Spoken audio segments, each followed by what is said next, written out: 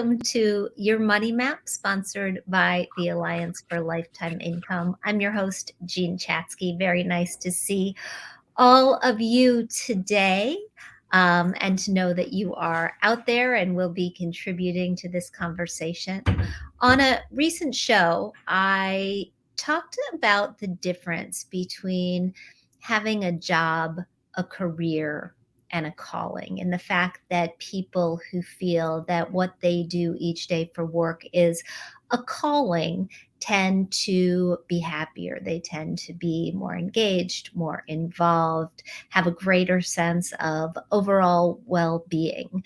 Well, today we're digging into a very tangential subject. We're going to talk about purpose and what it means to live purposefully. And we're going to do it with Richard Leider. Richard has been here before, a guest on this show before. He's the founder of Inventure, the purpose company. It's a firm that was created to guide individuals to live, to work, and to lead on purpose. And he is ranked by Forbes magazine as one of the top 5 most respected coaches out there. He's also a contributing author to many coaching books. And among the companies and organizations whose leaders he has coached are AARP, Ameriprise, Ericsson, Habitat for Humanity, the Mayo Clinic, Jackson Financial, the National Football League, we'll have to ask him about that, ShareCare, United Health Group, and the United States Department of State.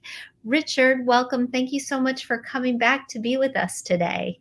I was really looking forward to this. It's a pleasure, and thank you for inviting me back. Talk to me a little bit about where we are in the world right now and the place that purpose occupies. Well, first of all, spoiler alert, your listeners and viewers are getting older, but are they growing older? So what's happening is we've got a longevity revolution, as you know and report on very wisely, and people are getting older, but the question is, are they growing older? And so if they're not it's either grow or die. Mm-hmm. If you're not growing, which is the natural sense of nature and everything else, you're dying in certain ways. So we have a longevity revolution with people getting older by as many as 3, maybe even 4, Gene, as you know, decades. And what that leads to is a whole new phase of life with new decisions, both financially and emotionally and psychologically and everything else. And all of that demands a new mindset. And what we know, and we can talk more deeply about it, is that if you don't have a positive mindset about aging, you don't live as long, you're not as happy, you're not as healthy, et cetera. So the purpose movement, as I call it, is global. It's across industries. It's across purpose is age agnostic. It's younger people, millennials and others, midlife and older. It's not just about retirement age.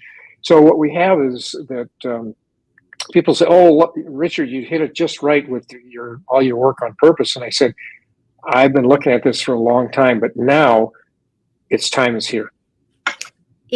Let me just remind everybody, because you said the audience is open to participate, and I would love to encourage participation. If you have questions for Richard about how to find purpose, how to live purposefully, please post them in the chat. We would be happy to weave them into the conversation and happy to answer them.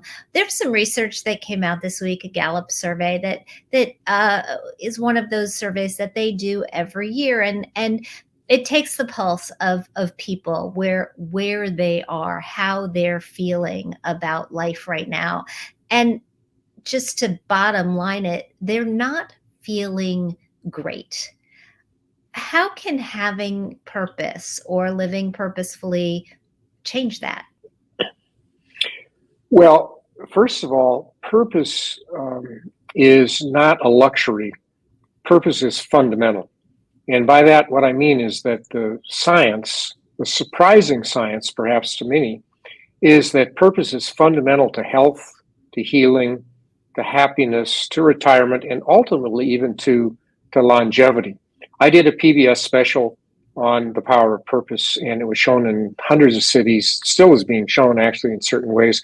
And part of my research for that was to go to neuroscience labs across the country where they were studying purpose in retirement, purpose in the brain, purpose in a lot of other things. And one time a doctor held up a pill and he said, "Richard, would you buy this pill?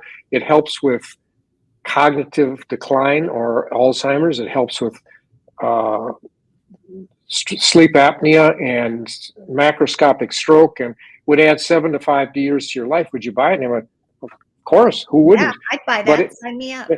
and is it available? And he said, "Yes, and it's free."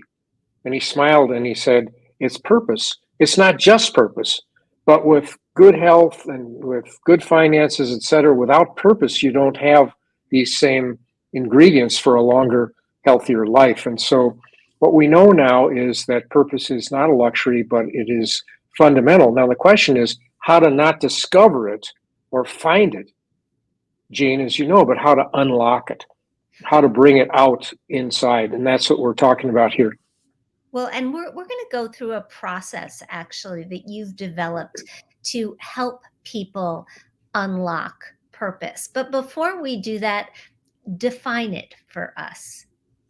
Well, purpose is the answer to why.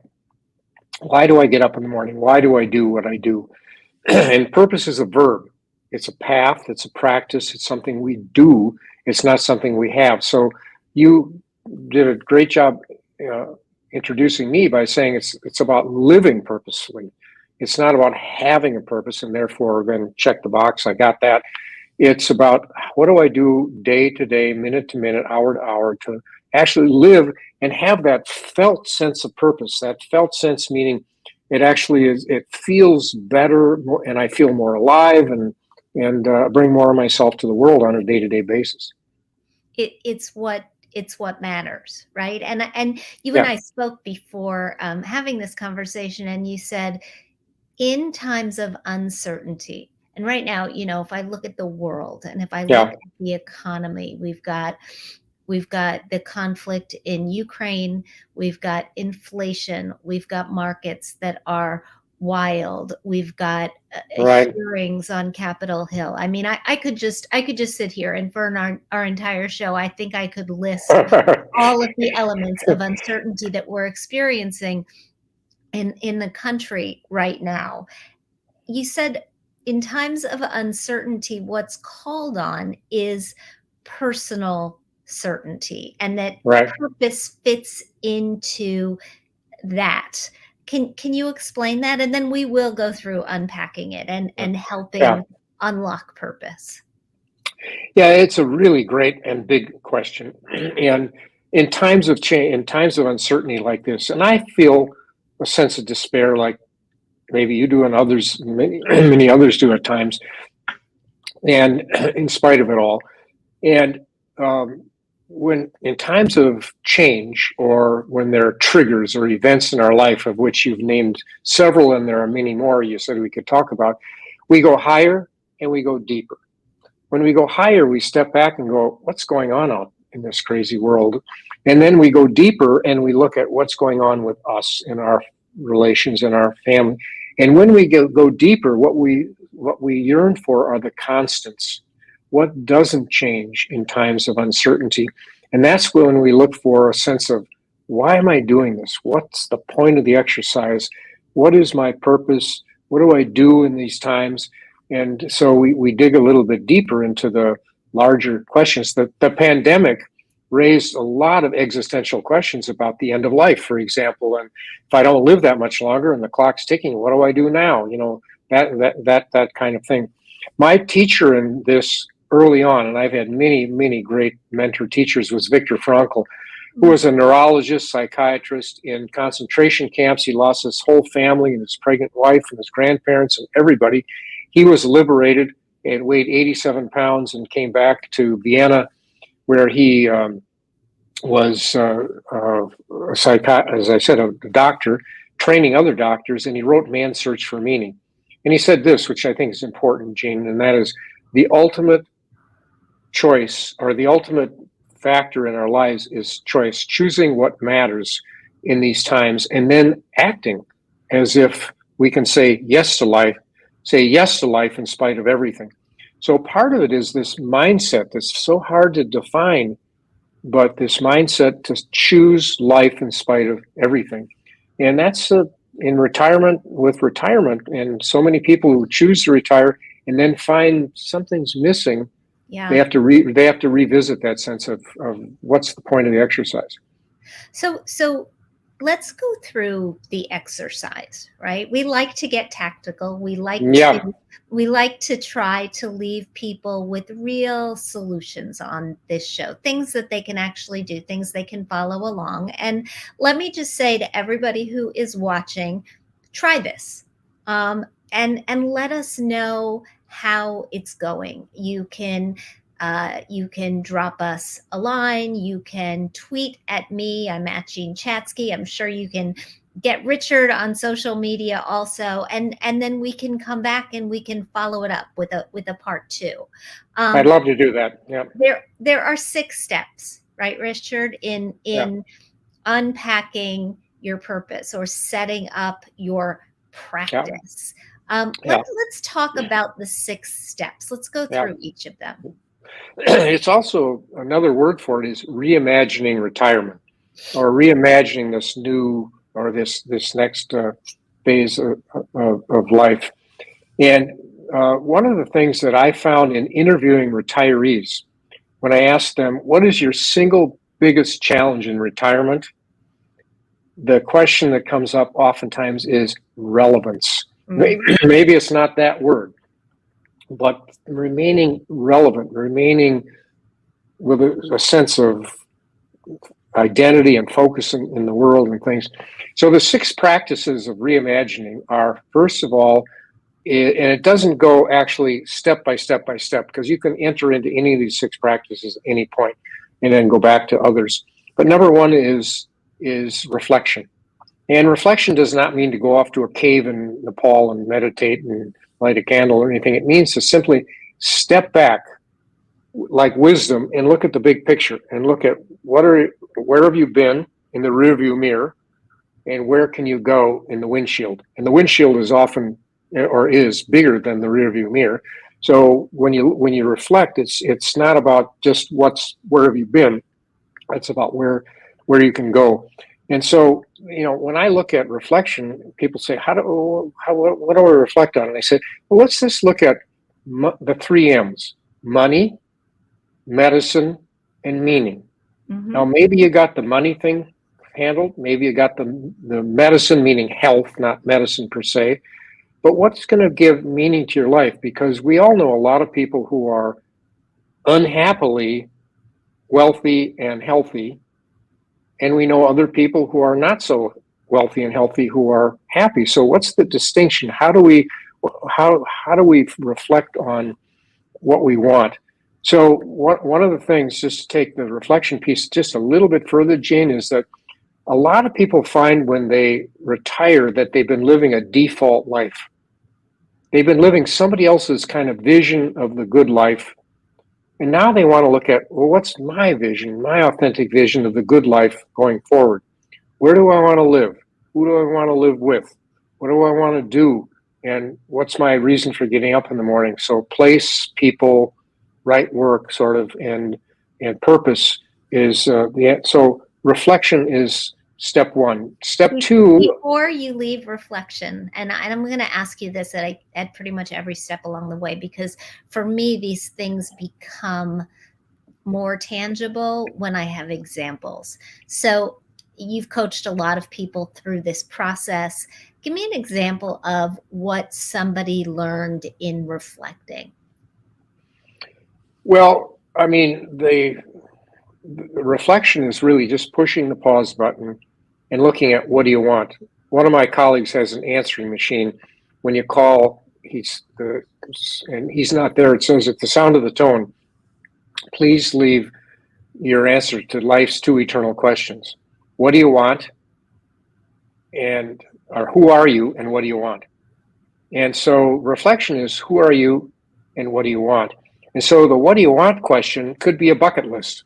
It could be just, what do you want out there? But what I encourage people to do is that's one thing, to say, what do you want? But the second thing is, who do you want to be in this next phase of life? Because relationships are a big deal. And a lot of Mhm. what brings us unhappiness in this next phase of life is the whole loneliness epidemic in certain ways. So what people come up with is some sort of sense, and it's hard to give an example because everybody's an experiment of one. Everybody Right. gets to decide how, and so, well, that's not me. So, I mean, it could be just your bucket list, which is just fine to start with. And sometimes, by the way, people will say, I'm a retired lawyer, I'm a retired teacher, I'm a retired something. I said, why don't you just take out lawyer and just say I'm retired?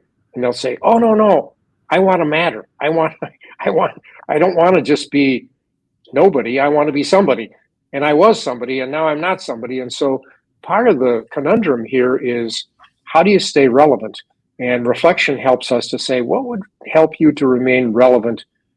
What would you do, which are the next steps here in the next phase of your life, to remain relevant?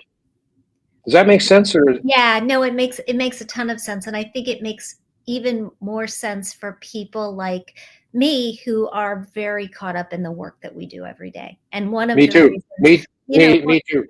one of the reasons that I think retirement is not on my list, right? Or at least full retirement, is because I don't know how I would essentially answer that question, or I don't know what descriptors I would use for myself because I haven't figured it out yet, right? And that's a little scary.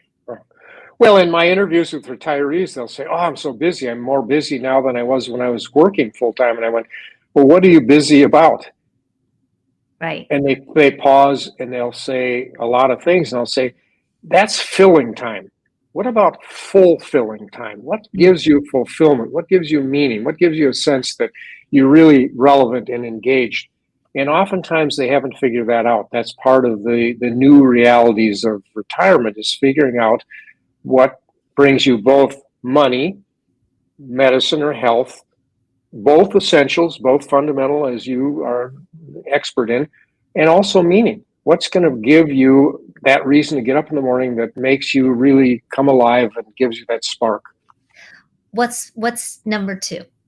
Number two is connection. So we have reflection, connection, and that is, don't go it alone. Isolation is fatal.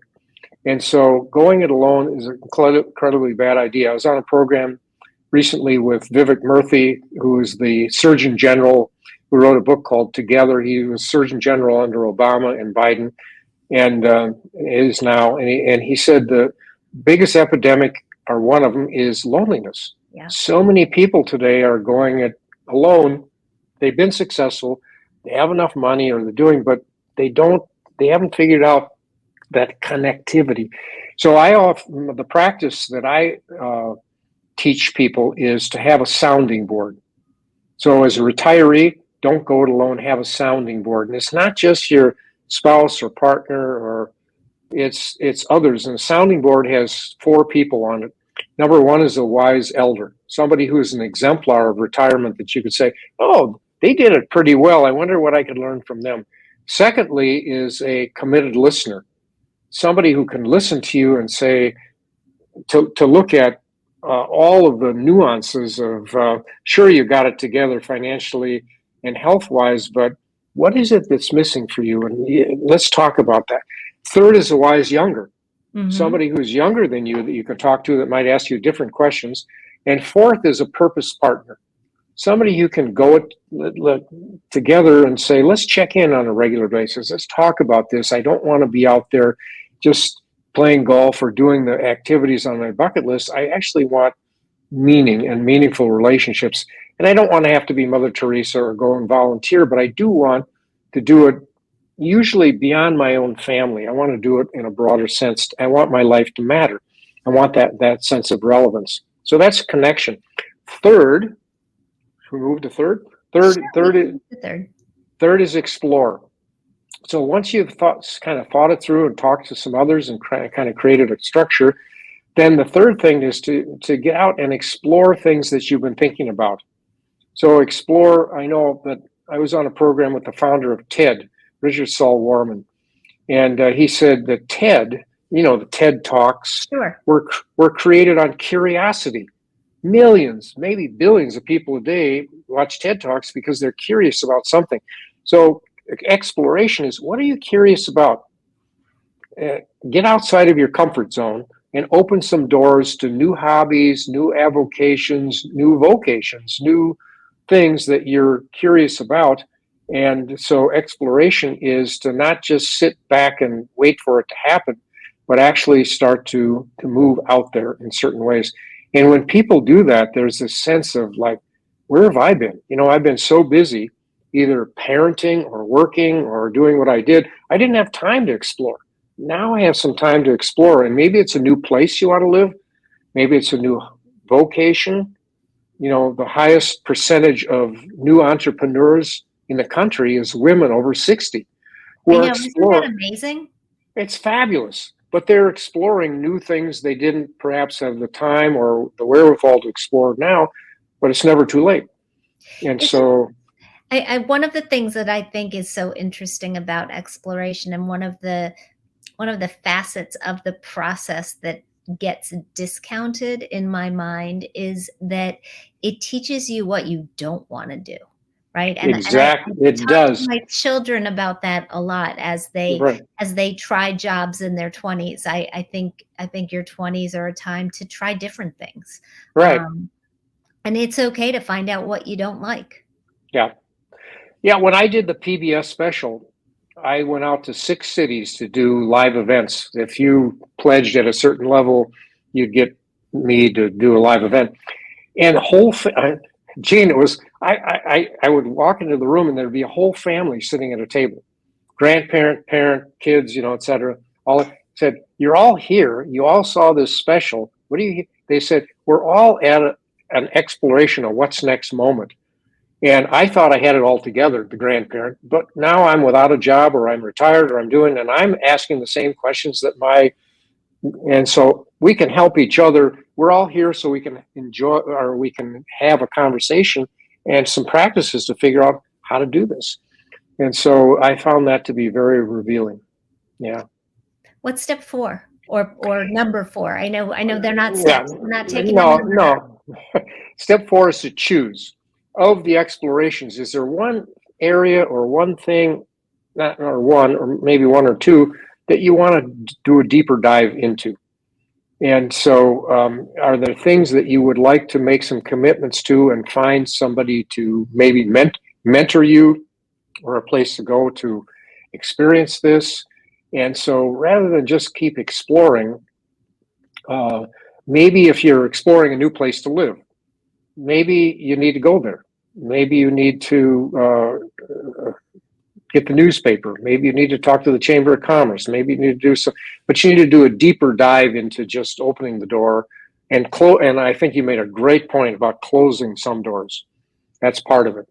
And Yeah. so choosing, and then the fifth step or the next step is repack. And that may be a new term for people, but they know the term unpack and repack. I wrote a book called Repacking Your Bags, Lighten Your Load for the Good Life. And so repack means to really decide what it is you need to unpack and let go of in order to have time or resources to do what you really want to do. So it starts with stuff. Repacking, people think right away of, oh, I need to clean out my house or get rid of my stuff. And often that's the case. I have people who I advise to start with a drawer and take everything out of that drawer and put them into, yes, need this, don't need this in the next phase of my life, and can't decide, I'll check it out in a year from now. And they'll move from a drawer to a closet and they'll start to look at all those clothes and shoes and bags and everything. And pretty soon I get these emails to this day from people who say, I just sold my house. I started with a drawer and realized I don't really. So you start with stuff, but then you look at your relationships, and say, I don't really need to go to dinner every month with these people anymore. It doesn't have to be harsh, but it has to be clean. You only have so much time. What are the relationships you want to hang on to and repack, and what are the ones you need to unpack? And Let then me you look at your let me one ask other. you about that, Yeah, about those relationships, because you say it doesn't need to be harsh and it feels harsh, right? yeah, If you are the person who is unpacking a relationship, particularly one that you've had a long time, because you've decided, it doesn't even have to be toxic. It could just be unfulfilling, right? yeah, It could just be one of those things that by saying yes to this, you suddenly realize you're saying no to something else that you want more, right? That's a yeah, valid reason to do it. yeah. How do you how do you justify it to yourself, and how do you justify it to the other person? With great difficulty. Uh, it often takes a crisis. It takes a breakdown of some sort. It could be cancer. It could be economic. It could be a lot of things that say, I need to make a decision here. I've been living in limbo, and I need to in order for me to get on with this, I need to let go. So there's no easy answer to that question, Gene, for sure. And it's the thing that hangs a lot of us up, the unpacking question. And, maybe even start with a calendar and just say, where are your commitments? I don't want to volunteer here anymore, or I don't want to do this anymore. Because it's taking up time that I'm really not committed to. So saying no is a complete sentence. Yeah. Yeah. Yeah. And, I and love that's that. not, and, but it's not easy. It's not easy to say no. And sometimes we have to work our way through that. We may need to get help with that. But, to belong and to matter are the answers to the answering machine question. Who are you and what do you want? The answering machine question I asked, or I talked about earlier. And, if when you look at the who are you and what do you want, if it's not working, I mean, at some point it may take a crisis or not. I'm not sure. We got a comment from Suzanne that somebody she knows refers to unpacking as Marie Kondoing your life. that's a, that's a good way to put it. And I think you do it with some sense of, it's not just like with retirement. What are you leaving or what are you going from? The key question in unpacking is what are you going to? So if you're unpacking a drawer, for example, the condo model, what is it that you want that you're not having that this won't get you there?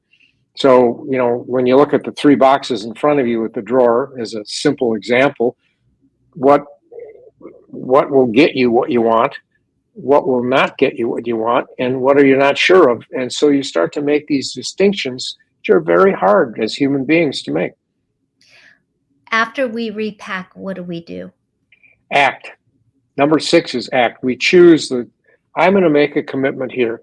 It could be for a month, it could be for a year, it could be for a period of time, but I'm going to commit to try this and to do this, not just think about this or talk about this. And I'm going to get out there and make this kind of a first step, not for the rest of my life uh, type of commitment. And so I think that choice, as Viktor Frankl said, say yes to life by acting. Purpose is a verb. Action, the key ingredient here, Gene, is that action precedes clarity.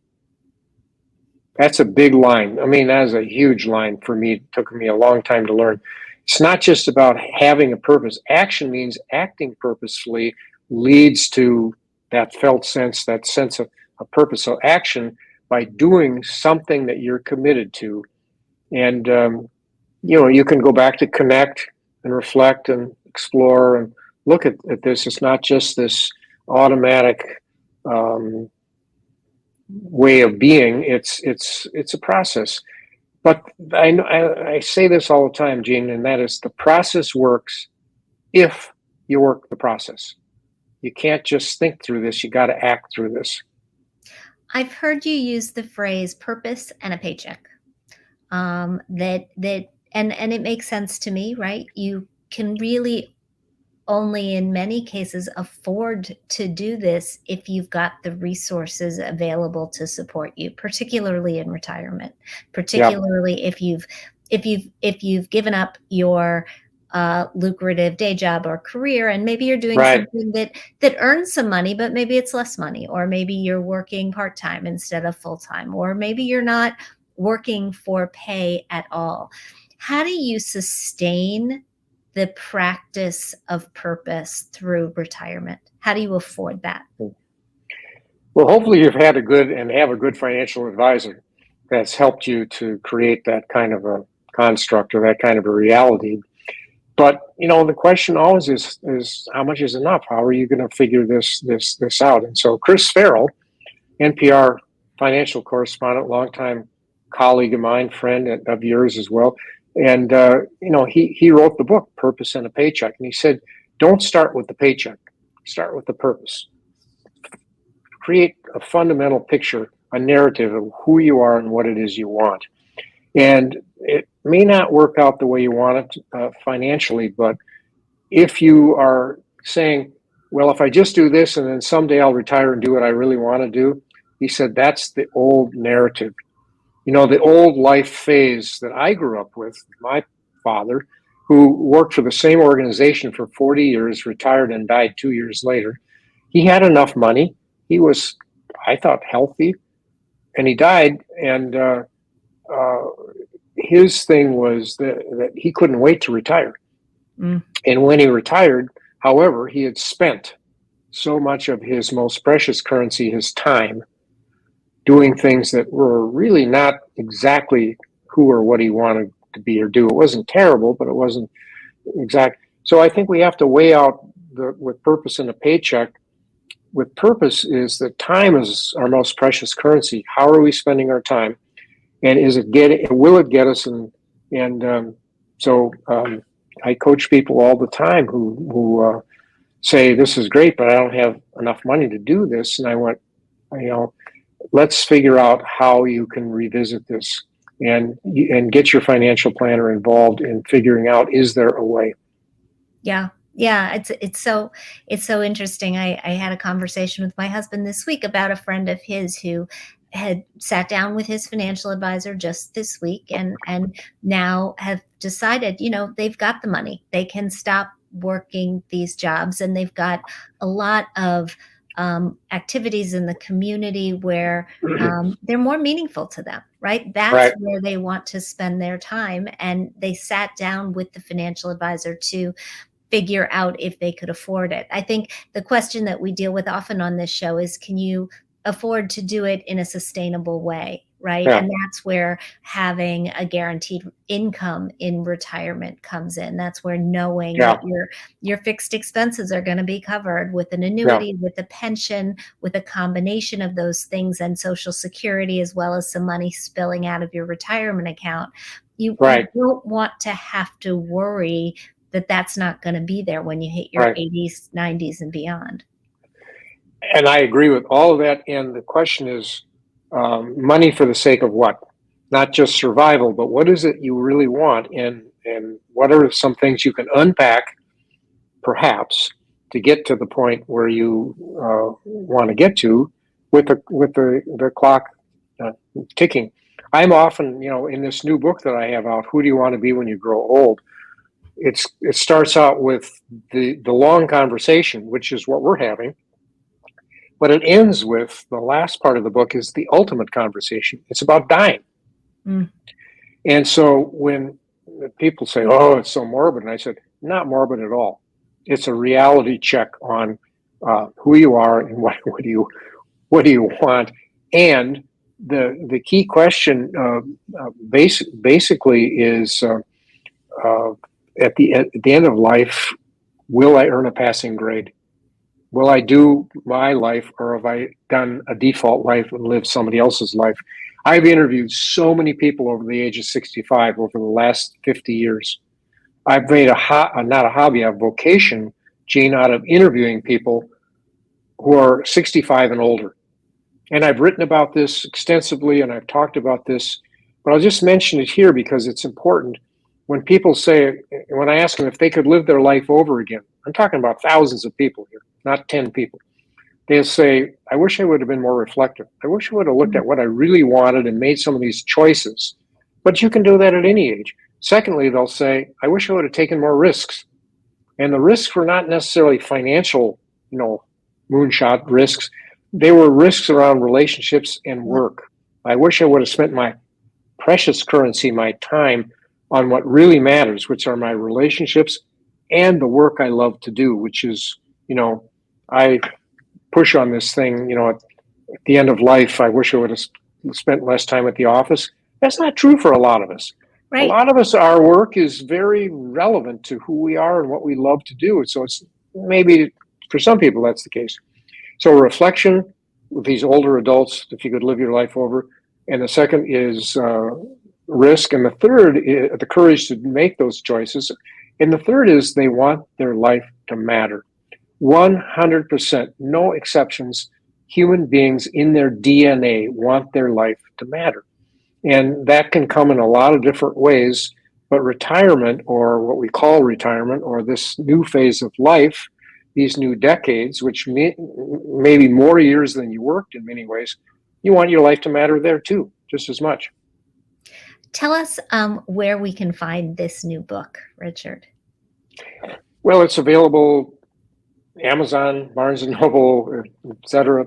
I've done. I think I shared this with you. I've done 75 plus interviews around the world. What we're talking about here is not just a boomer phenomenon, or a retirement, I should say, phenomenon. We're talking about people around the globe who are aging and who are getting older, but growing. If they're not growing, they're dying, and they know that. And so no one can claim, including me, can claim expertise in aging. I'm aging, you're aging, and this is new territory as we age into these new years that we haven't had the privilege of. Aging is not a disease. No. It's a privilege. And if we get older, and hopefully we have the money to sustain us, and hopefully we have the health to sustain us, but we also need the third M: money, medicine, and meaning. We need meaning to sustain us as well. And Becca Levy at Yale just came out with a new study. It's called a new book called Breaking the Age Code, where she has done massive research that people who have meaning and purpose live 7.5 years longer, minimally. Now, if you could promise your listeners and viewers 7.5 years, you'd be promising them, now you need enough money, you need health, but you also need a reason to get up in the morning. That's what we're talking about here. So let's very quickly, Richard, before we wrap this up for everybody, and Wanda says lots of inspiring words here. Thanks for listening, Wanda. We hope that you're going to take your way through these steps, through these practices. So stop me if I miss any of them, Richard, but we are going to reflect. We're going to connect. We are going to explore. We are going to choose. We're going to choose. We're going to repack, and we're going to act.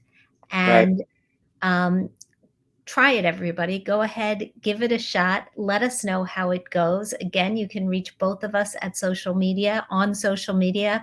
I'm at Jean Chatzky just about everywhere. Richard, how do people get you? Richard Leider at .com. RichardLeider.com. Let us know if you want to talk about how it goes. We will bring Richard back, and we will do this again. Richard, always a pleasure to talk to you. Thank you so much for doing this with me today. It is a big privilege for me to be with you, Jean, and thank you so much. I so admire your work. Oh, well, thank you. Right back at you. And for more information on this discussion, for more information on the work that we're doing at the Alliance for Lifetime Income, please go to protectedincome.org/Leider. We'll see you next time.